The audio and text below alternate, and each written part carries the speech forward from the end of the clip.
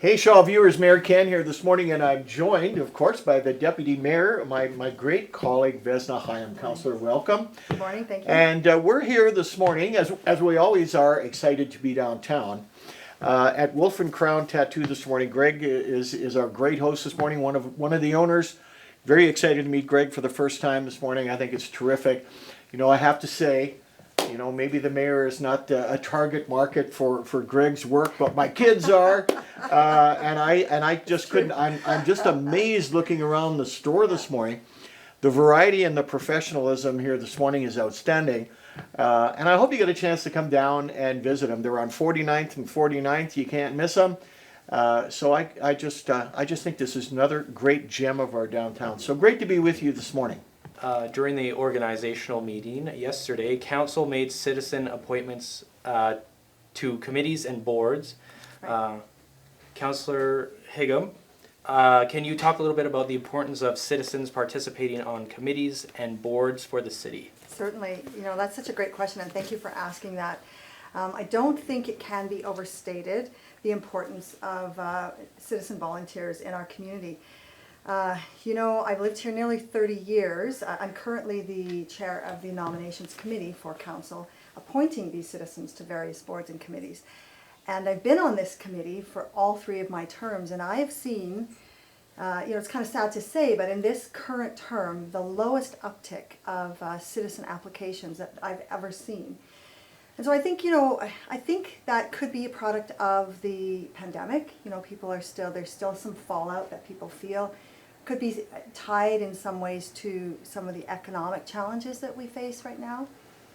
But I think, you know, really, it is so important for citizens to come out and to be part of making a difference within the community. You know, I think of some of the really great community amenities that we have. We have the museum and art gallery, Westerner Board, Redder Tourism, Riverbend, Kerrywood Nature Center. All of these wonderful community amenities are staffed in terms of the board composition by citizen volunteers. So that important work of governance and oversight for those boards, it cannot be overstated how important it is. So it's sort of a bit of a challenge for our community to please step up. Come give a hand at some of these boards. I think you'll find, and I'm confident that the people I talk to, the people I work with, you have such a good feeling of satisfaction and reward, knowing that you're making a difference within your community. So I just put that call out, you know, for people to come out, give a try. It's wonderful work. Yeah, we do really appreciate everyone who volunteers, because it is a lot of time, right, to make time for the city. So that's awesome that the people that are doing it, thank you. And Absolutely. all right, Mayor Johnson, I understand there are still some opportunities available for citizens to apply. How can they go about that? Well, great question. You know, and following up from Councillor Hyam here and her very impassioned discussion around that, and her leadership, you know, on that particular committee. So we have several vacancies that council looked at yesterday on various boards, and our administration typically now will reach out again, sort of repost, if you will, them on our website, make them available in a print media opportunity as well for people. But if any of the Shaw listeners are out there this morning, tag on to Councillor Hyam's, you know, great remarks. If you want to be a community builder, there are still vacancies and there are still opportunities to be that community builder. So go on our website or give Legislative Services a call, and they're located on the 2nd floor of our building and so on. They will certainly give you some great information. So that is an area, you know, where people can get involved. There's still an opportunity for us to get involved, and you know, I couldn't said it any better than my great colleague here. This is your opportunity to help build your community and really, I think, broaden your knowledge of what a tremendous city, what a fantastic city we have. So. And is it open to like everyone? Is there like from 18 to 99? Is That's it? right. It's just Yeah, open to. I'll let Councillor Hyam do that. She's the subject matter expert on the nomination Well, committee. So hardly, but- Councillor, go ahead. Yeah, it is open to anyone 18 years of age and older. And really, you can apply for, if you have a specific interest in a certain board or committee, you can apply to that one. Sometimes, if those are full, if there's no vacancies on those boards, then we will request people, would you accept a position here or apply for this other board where we do have vacancies? So, or you can just throw your name in, and to say, I would just like to serve wherever I'm needed, and believe me, we'll put you to work. And it is very rewarding work. And that's how I got started on council, was I was asked to serve on a committee, on the assessment, property tax assessment review board. And I served there for 5 years, and it was sort of that stepping stone, someone said, hey, you should run for council, and I'm like, nah. But it was that Yeah, the valuable. path that it leads right? you to can be Yeah. totally Definitely. different to what you started, and Totally. those are all important things You that the learn city so needs. much. Yeah. And you meet so many people. And you gain friendships, and you also gain so much experience. And the final thing I'll say around this is that the city provides training for very sort of robust, comprehensive training for any of the boards or committees that you're asked to serve on, so that you will never feel, that kind of, I don't have the competency. You just come, bring your enthusiasm, and we'll train you, we'll help you to get up to speed, and trust me, you will walk away with some valuable experience and really feeling like you're making a difference, in your community said. for the better. Well said. Nice. All right, we'll move on. So the notice of motion, telecommunication service update. Mayor and council have embarked on advocacy efforts with telecommunication providers in response to a notice of motion. Councillor Higham, can you talk a little bit about what you heard as an update yesterday on these efforts and any next steps? Certainly.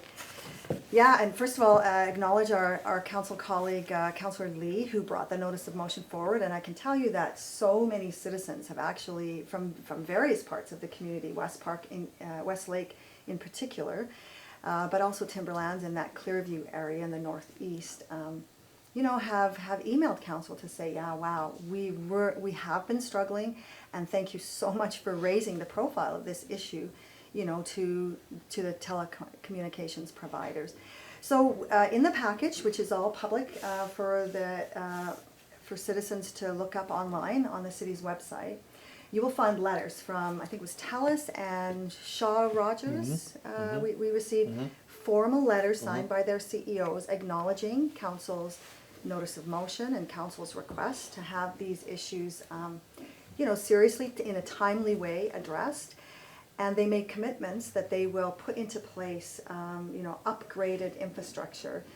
Their commitment in the TELUS letter Yes. was Q4 of 2022, which we're in right now. So anytime between now and the end of the year, they've made commitments to expand, to enhance the service, the reception, in particular in that northeast quadrant of the city.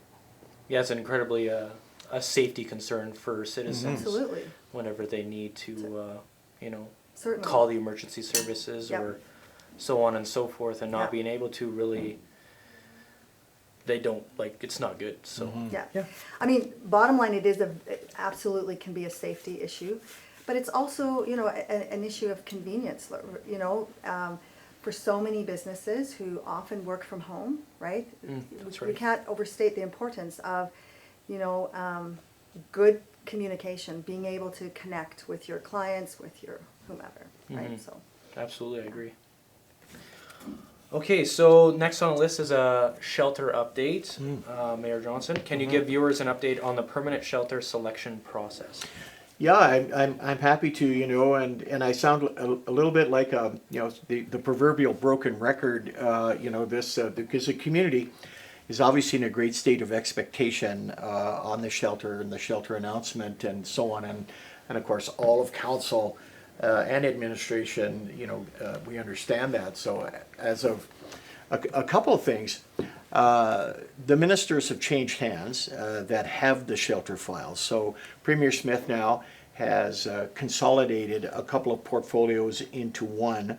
So in the past we were dealing with Minister Lawan and Minister Pond, and now we're dealing with Minister Nixon on the file. And really, Greg, I couldn't be more. And I said this yesterday at council. More grateful and more humble that Minister Nixon has already reached out to us. I mean, he just took his oath. He was just sworn in yesterday as a minister, but he's already reached out to us and said, let's meet, let's get together. And so we're hoping people like our chief of staff and so on will be speaking to his office and arranging what we hope will be a meeting for early next week so that we can sit down with the minister, bring him up to speed if he has any questions. My sense is he knows the file, which I'm again grateful for, and we can push towards that public announcement. The province has to, I'll use the word sanction, authorize, whatever, approve. Thank you, Yep, Councillor. yep. Much better word, I think. Simple word, Thank you. it's simple. Mayor's not wanting to be too simple this morning, but I have a good councillor to remind me. Good. Approve the site selection. We were, privileged to be able to consult with the community, get their input, all those great things. But in the end, the province must approve the site. So a few weeks ago, the community will be aware that the province indicated that our first selection was unsuitable. But we did have, I would say an option B, which we did present to the province. That's getting some traction, and so now we hope that we can meet early next week, as I say, get that site ratified, approved, as Councillor Hyam would say, and then of course we still have to negotiate with a private landowner on the site. And so some of council's business would still remain in a closed situation from a privacy perspective, keep those negotiations private. But there's optimism. I think if we can get our provincial partners on board, there's optimism that we'll be able to get the private landowner on board, and then we can go public, not only with the site, but our vision around what an integrated shelter, a permanent shelter, looks like in our community. So there's been a bit of constraint that way because, of course, we have no site to speak to. Once that's done, it's a very exciting time, I think, for our community to be able to look at that particular issue, the vulnerable population, how people are navigating through a very serious, very bleak part of their life, and how we can have what I would call a sustainable and an amenity that our whole community can be proud of. So, step at a time. This past 12 months, the mayor's been impatient, and I'm, sort of the body language will tell you I'd like to get this thing done, but really the whole community would like us to get it done. So, that's the latest, and so a great deal of optimism, Greg.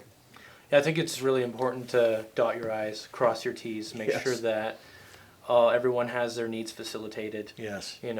Because you can't just go and do whatever you want. Because, No. You need to make sure everyone is Absolutely. on board, ready to rock. Correct. And a healthy community is very important. That includes everybody. It just doesn't. It's not excluding anybody. Everyone has to be a part of the healthy community.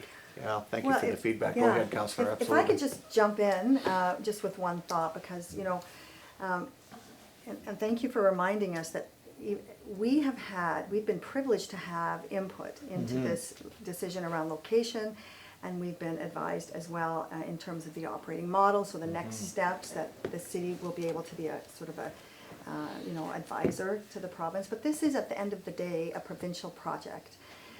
So, we feel so privileged and grateful that the province has invited us to be so involved. And then we, in turn, invited the community to provide that input to us, which we provide to the province. So the final thing I'll say around this one is that council has such a vision, and we've shared this with our provincial colleagues, around the provision of shelter services in a completely different model than this Yes. community has ever seen. I mean, what we've had to date over the last, let's say, 10 years, that I know the Safe Harbor's been around for a lot longer than 10 years, but in terms of what we've witnessed downtown and the struggles that we have seen in rail yards over the last, let's say, 5 to 8 years, the vision is to provide a completely different model of integrated services where the services are brought to site. So right now, our vulnerable population, they can sleep at the shelter overnight, the temporary shelter at Cannery Row, but then in the morning they have to leave. They can't stay. There's no 24/7, there's no day programming for our vulnerable. So they need to leave and they need to go somewhere for breakfast. They go somewhere else for lunch. They go here, for a doctor. They go here. And so they're sort of migrating throughout the community. And that's been, there are points of interface, points of pressure, contact throughout the community that has been frustrating for everyone. So with this new model of shelter services where it's integrated onto one site, the services come to the site. We are so hopeful and so confident that this will be, is it a silver bullet? No, it's not going to solve every problem, but it will, I think, make a tremendous difference in what we see in our downtown and throughout our community for the benefit of everyone, the businesses, our citizens, and our vulnerable population. Yeah, there is no silver bullet. There really isn't. There's not. You just have to manage, mitigate, and get the people the help that they need. Yeah.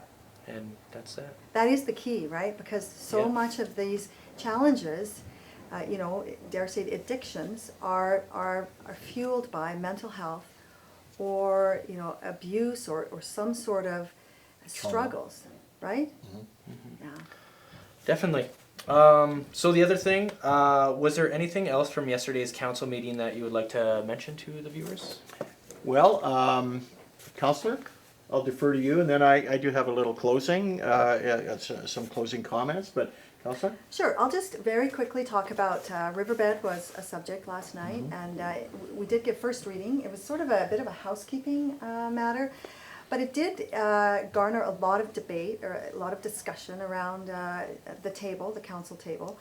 And so I'll just say, as Riverbend's representative, to council's representative to the Riverbend board, this is something that the community, we're going to bring. A lot of these pieces are going to be put into place in the next few weeks. There's a master plan that the city, Riverbend, and a consultant have been working on. That master plan is coming forward within, I hope, the next month. Yes. We're just putting the final touches on it.